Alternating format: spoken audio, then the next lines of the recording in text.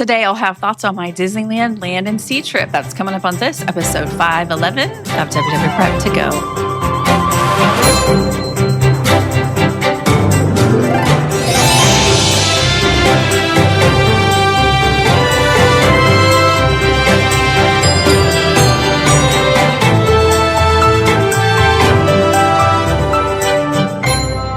Hello and welcome to WW Prep to Go, where we talk strategy and ideas and have lots and lots of trip reports for people planning their Disney trips. I am your host, Shannon Albert from WDWPrepSchool.com. Thank you for being here for episode 511. Today is a solo episode in between trip reports. Trip report will be back next week, but I wanted a chance to talk about my recent trip because it was a different one for me, and I thought maybe it would be useful to people that could be considering it. We talk a lot about trips out of Florida, but California is a little bit different, and so I'm going to have information about that for you in just a second. Before I dive into that, as usual, a reminder to follow on social media and to check out our tools.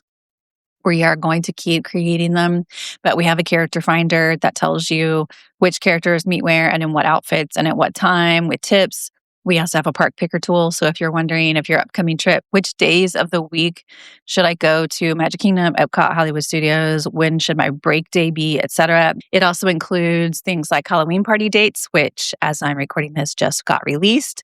And that way you can see during your trip when the Halloween parties are taking place. And we also do projected dates for things that aren't released yet, like the Christmas party.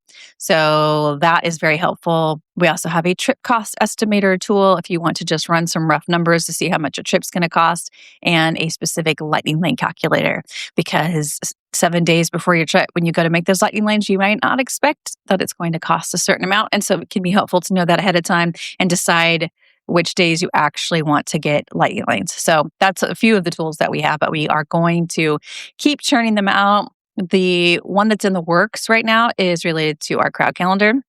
The 2027 crowd calendar is going to be out very soon. That's our most popular content that we put out all the time. We put a lot of thought into it, and there's also going to be a tool associated with it. And the advanced features of all these tools are available to patrons only. The very basic versions are free to the public. So be sure to check those out if you haven't already. So with all that said, let's talk about my recent Disneyland Land and Sea. Speaking of patrons, this was a patron cruise. So this is our second patron cruise. The last one was about 1.5 years ago. This was our biggest group. We had 26 people. We were a little bit nervous about it because 26 people that we are half of whom we knew beforehand, but the other half we did not. And we just wanted to make sure that, we got to talk to everybody and that everybody was good, because we were taking up a lot of space in the dining room and there's a lot of coordination of plans ahead of time and everything, but it worked out really, really well. We went on a Baja cruise out of San Diego. First time going out of San Diego.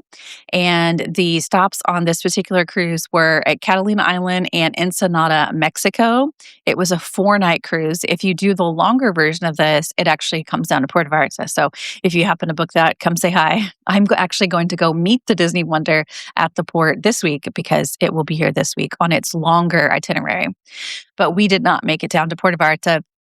And as a result, the cruise was extremely chilly. And this is something I've never had this happen, because most cruises are hot and they're out of Florida, or went on an Alaskan cruise where we went in knowing that I had to have like layers and coats and everything. And this was like in the, I would say 50 to 60 degrees and windy. And so it was like, okay, well, we all brought hoodies, but just that the cold really cuts through you.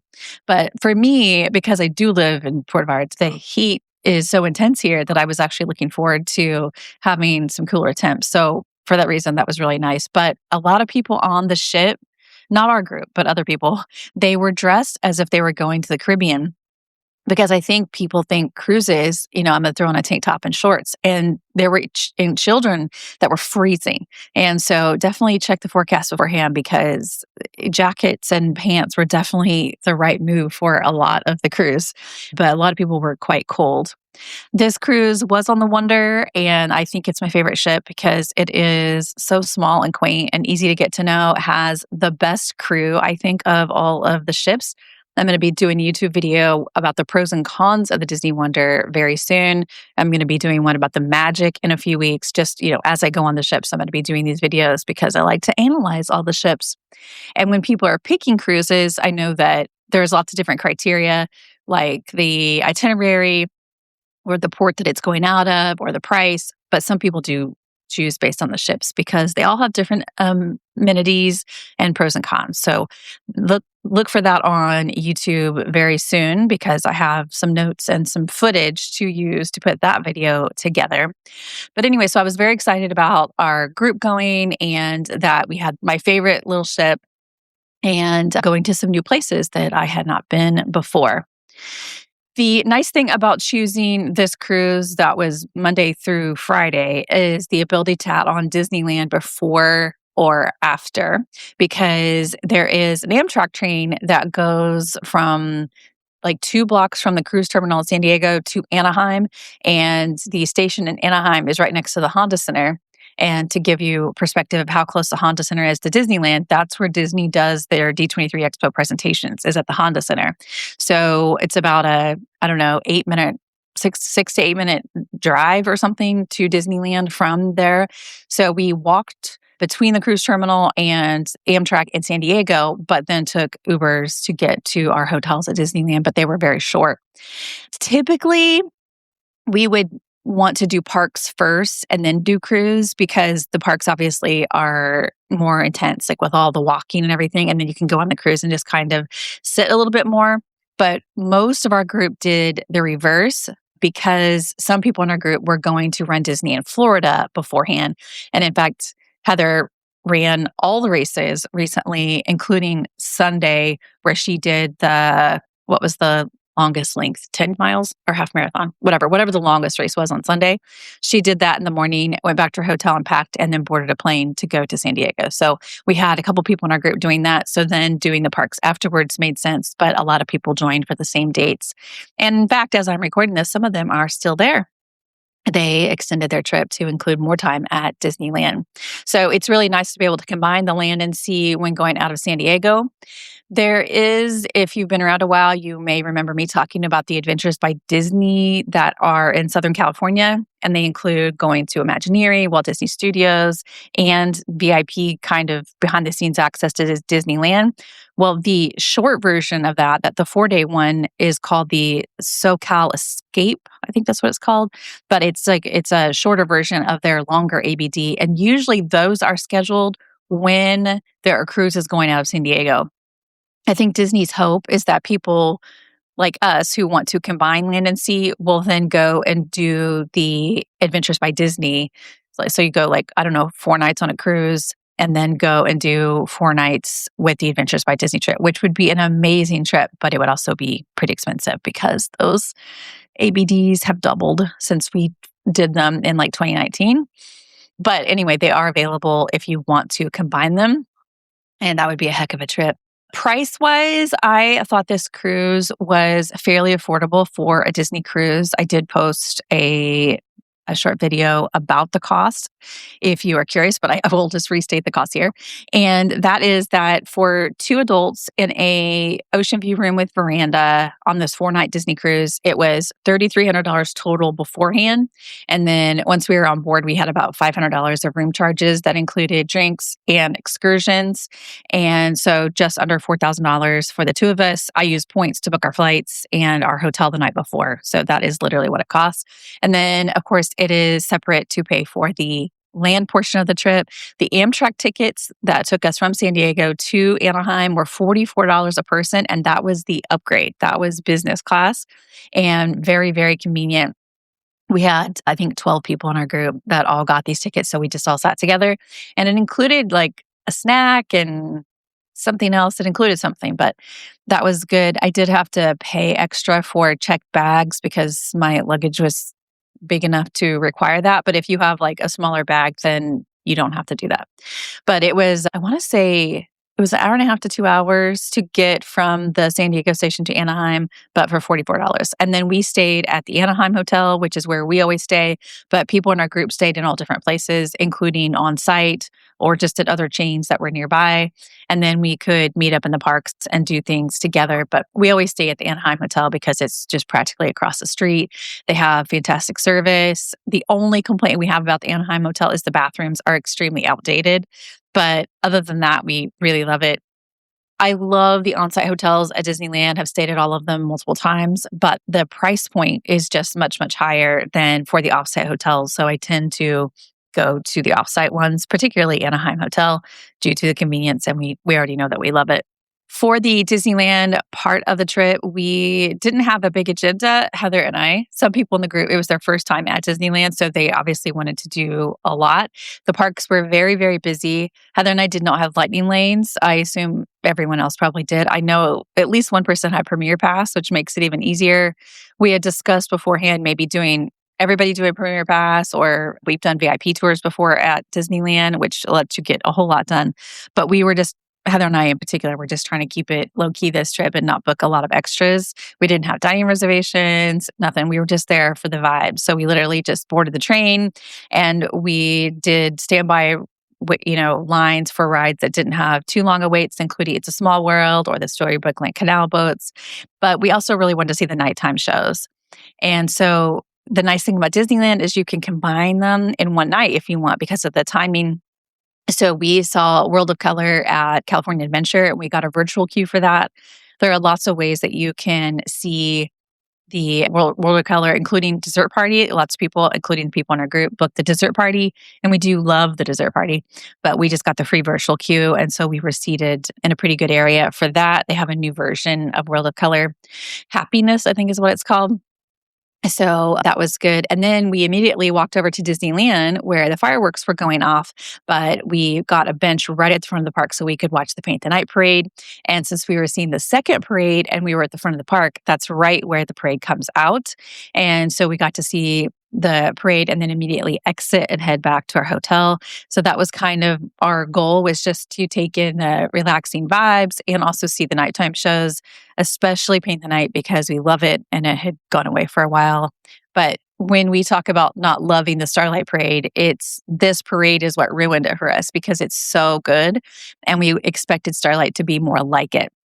And so we know Disney can do it, but they unfortunately don't always put that same energy into Florida that they do in Disneyland.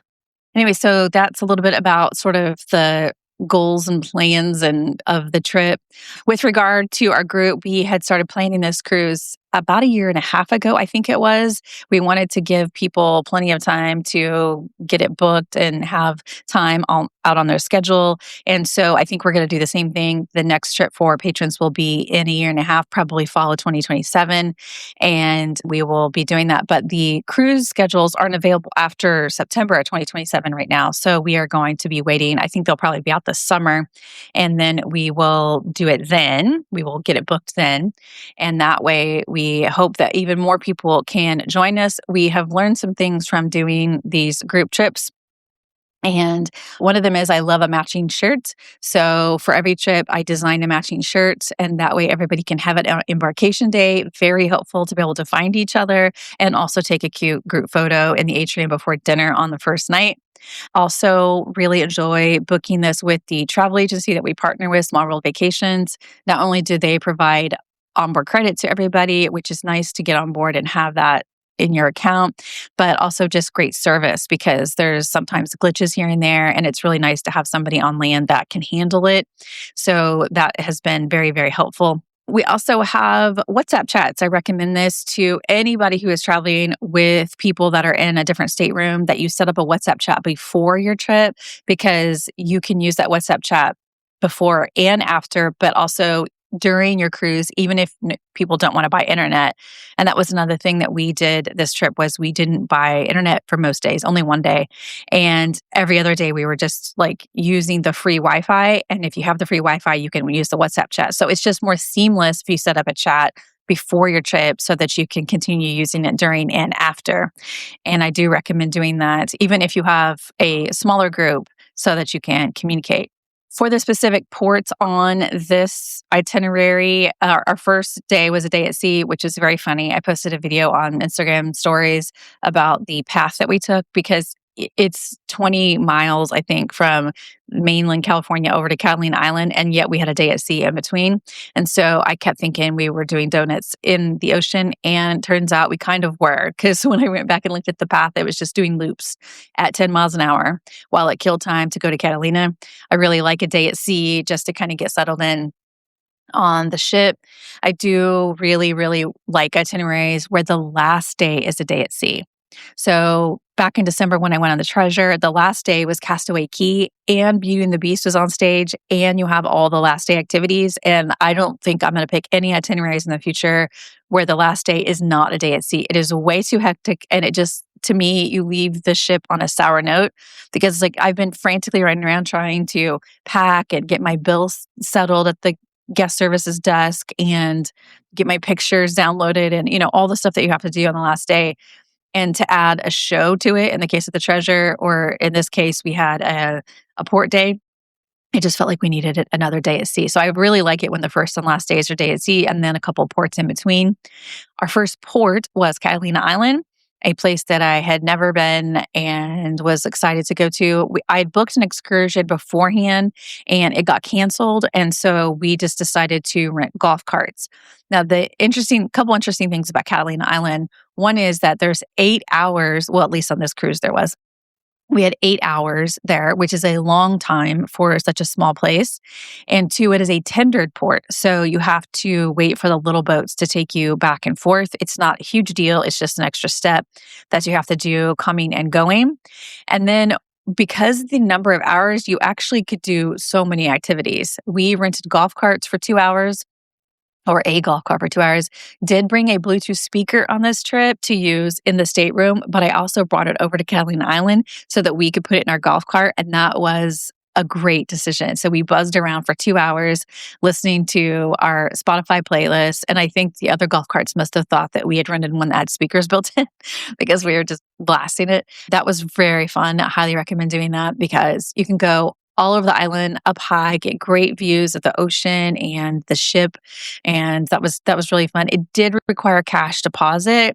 So if you don't have cash with you, then that could be a problem because they do require that as a deposit. We did a split of cash deposit and then paid for the actual fee with the credit card.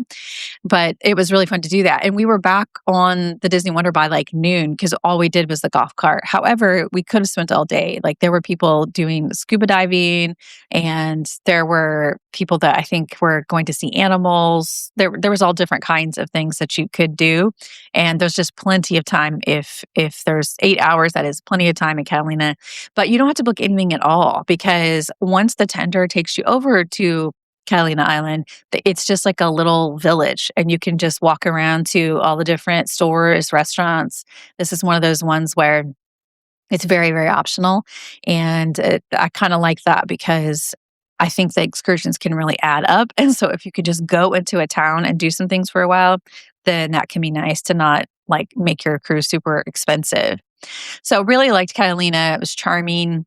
We did go to this little like restaurant on the beach to have some chips and Diet Coke just so we could have the views for a few minutes. And that was great to do that for a little bit just to have that view. And the view was of the ocean and the Disney Wonder. Not bad.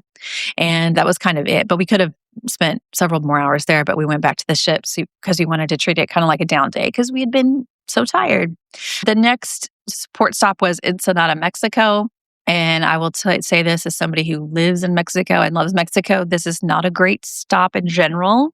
It is very industrial and there's like visually and smell wise, it's very industrial. I had booked an excursion to La Bufadora, which is not a geyser, blowhole. That's what it's called. But it's basically water that sprays up from the ocean because I thought, okay, Ensenada itself is probably not going to be something I want to visit, but like the bus for this excursion drives you out to La Bufadora, which is a gorgeous area with this blowhole. However, I do not recommend this excursion at all, because what we spent most of the time doing was being taken by our guide to lots of different vendors. And we had a sticker on our shirt with our guide's name, and they knew who to give commission to by looking at our sticker. They will tell you that they're giving you the sticker to keep the group together or something like that, but it was really for commission. And so we were just taken to so many places to shop. And I am not, if I wanted to buy stuff in Mexico, I would buy stuff in Mexico. And I'm also just not a shopper. So I was not interested in that at all. The description of this excursion said something about going to a charming village, but the charming village was just booths set up to sell you stuff as you walk a very long gauntlet down to the actual blowhole area. And then that just takes like 30 to 60 seconds to look at that. And then you have to walk all the way back up through that, and people just shouting at you the whole time. And it's not fun. I just felt like, why did we pay money to be sold to constantly? So we did have about 90 minutes in this quote unquote charming village. And so we did go and grab like a light lunch and just sort of kill time and then head back on the bus. I think the description said it was going to take us 4 hours. I think it took 5, and I just don't recommend it. If I were doing a cruise that included Ensenada, I would probably stay on the ship, but I would for sure not do La Bufadora. And there were also a lot of families with children on our bus. One of them bought their kid a flute and let the kid play it for the whole 45-minute ride back. I definitely don't recommend that. But I just thought, I can't imagine anything less exciting. It was boring to us, let alone children. So got to be real careful when you have kids that you're doing something that is kid friendly, even though there's nothing in that we did that kids couldn't do. It was just so boring. So don't do that. I would probably just stay on the ship. So, in terms of ship time, it's a great itinerary because we really only needed a couple hours at Catalina Island, and that was it. So anyway, I overall really like the itinerary, except for I really wish there was one more day at sea at the end, because I felt like we just needed another day to hang out and not try to combine like port time and packing and all that kind of stuff on that last day. And I think for me personally, 5 nights is both a minimum for a cruise and a maximum. And I think that I am in the minority on making that a maximum, because most people want to stay on a little bit longer. I just feel very kind of antsy and maybe claustrophobic or something after 5 nights. So for me, 5 nights is perfect. And in the future, I'm hoping that is what I'll be able to book whenever I'm choosing cruises. I think my next cruise might be that length. I'm going to be going on an Alaskan cruise in just a couple of weeks. This particular itinerary that I'm on is a weird one because it only stops in Ketchikan and you're only in port for 5 hours. That's it. It navigates between Vancouver and Ketchikan, and so it's going to have great views the whole time, but it's going to be kind of similar to this cruise, which is I only need to be off the ship for a few hours. After my last Alaskan cruise, which is 3 years ago, the 2 things I wish I had more time in was Vancouver, the city where it departs, and Ketchikan. And that's literally what this cruise is we are coming in a couple days early to go to Vancouver and spend time there. And then we will have some more time in Ketchikan, because last time I had an excursion that was very boring and I regretted it. And I thought I just would have liked to stay in Ketchikan. So this time I'm going to get to do exactly that. That one is on the Magic. The last time I did Alaska was on the Wonder. They are very, very similar, but do have some differences. So going to be on the Magic in just a couple of weeks out of Alaska. But for the next Patron cruise, I'm going to follow these guidelines, which is 5 nights minimum. The last day needs to be a day at sea. That's what we're looking for when those itineraries come out. So if you're a patron, look for that information to be out soon. We're going to start a wait list for that. And if you're not a patron, which you've been waiting on, we need you. Come on over. It's a great community, nicest people, the smartest people, the most fun. And we're just going to keep going on these trips, I think, about every 18 months or so. So looking forward to that. And hopefully we can get that booked this summer when they release those itineraries. So that's kind of all I have to say about this particular trip. If you have any questions, feel free to let me know. And in the coming weeks, look forward to more trip reports from other people and also one about my Alaskan cruise in mid-May. And then we will be at Disney World end of May, early June with all the things opening up at Disney World so that we can be there and try it all and let you know our thoughts. So that is what is coming up in the next coming weeks. I was going to say coming months, but actually all that's happening in the next month or so. So I hope that is helpful. But I think that is going to wrap up this episode of WDW Prep to Go. For more information, please check the show notes in your podcast app or head to the website, wdwprepschool.com. Click on podcast at the top, scroll down to episode 511. Until next time, I'll see you on the site.